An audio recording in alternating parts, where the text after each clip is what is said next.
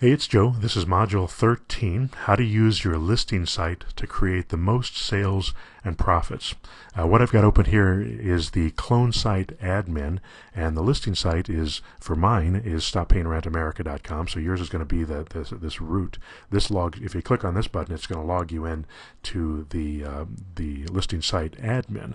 But there's also another listing site admin, one that handles some other details, and I want to show you that first. No, let me show you the listing site first. First of all, this is what we've got, and we've got our listings put in here, and you can put as many of them as you want in this thing.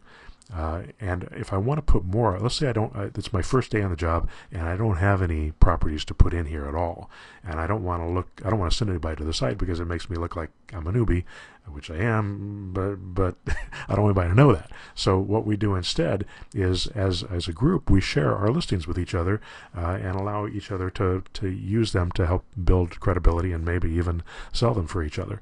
So what I'm going to do is go to this listing site administrator site, and log in. There will be a login screen, which I'm already logged in, and go to Manage Incoming Data Feed Listings. And if you click on this, it's going to open up all, there's 600 of them here. And actually, let me go back here. It shows 664 of them are in here right now. So there's 664 listings all over the country. Maybe not in your town, but you don't have to have them in your town to build some credibility. They just need to be somewhere nearby or someplace that you feel you can justify. And you can pick as many of them as you want. You can put all 600 of them on your site if you want to, but it's not really necessary. What I would suggest instead is just, let's say if I live in Indiana, I'll go in here and I'll pick Indiana as a site, and it's going to pull up. You can see I've already got the 3 that I've got on my site right now are Indiana properties. If I want to do other properties in Indiana, I can do that by, let's say I want this one and this one and this one and this one and this one, and I'm going to approve all those that I've selected, and it'll turn them all green. And when I go back to my site, you'll see the 3 that I had in there already. If I refresh this site, now you'll see all these others that are going to come up. And some of them have photos and some of them don't, and some of them are showing sold and some are not. So you might want to go through and pick the ones that you want. And it doesn't, if you put sold there, at least it'll show that you're doing something. And so they're still decent to have. And then if I want to get rid of those again, I can click on these and I can get rid of all of them, and I can remove all selected. And once that happens, I can show you, go back to the site, I can refresh it, and presto, this is what it looked like when you started. You can also change the colors on these sites. If I go back to the login here, I can either I can click on this settings button, and it'll open up, and I can use different templates. So if I want, instead of orange and green, if I want it to be blue and gold, I can do that. I can save it. Then I can go back here and I can refresh, and it'll change the color. And you can scroll through and decide on the one that you want to use. You can pick any of them that you like. I happen to like the orange and green one, but you may not. So you can change those and make them any color that you want. Let's also go back to the site. I put some more back onto the site here so we can look at them again.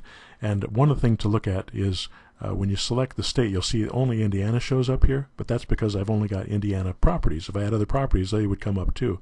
You don't want to have all the states there and then have them try to click on them and not find any listings. You want to have only the states that are going to be there. And once I click on the state, it's going to give me the city that we've got. If I don't pick a city and then I go here, let me refresh this.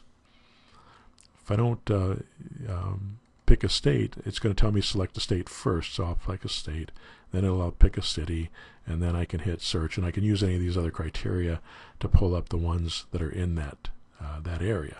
Now, there's other nice features here. There's this mortgage calculator. Let me show you that in a second. Let's just go to one of these properties and take a look at it. You can put multiple pictures in here for these properties. It's just a little house that we've actually got. I actually own this house that we're selling. I also have it as a rental property. So it gives information about the property, and it tells them what they can do to get in. It talks about the monthly payment, what we charge to get them into it.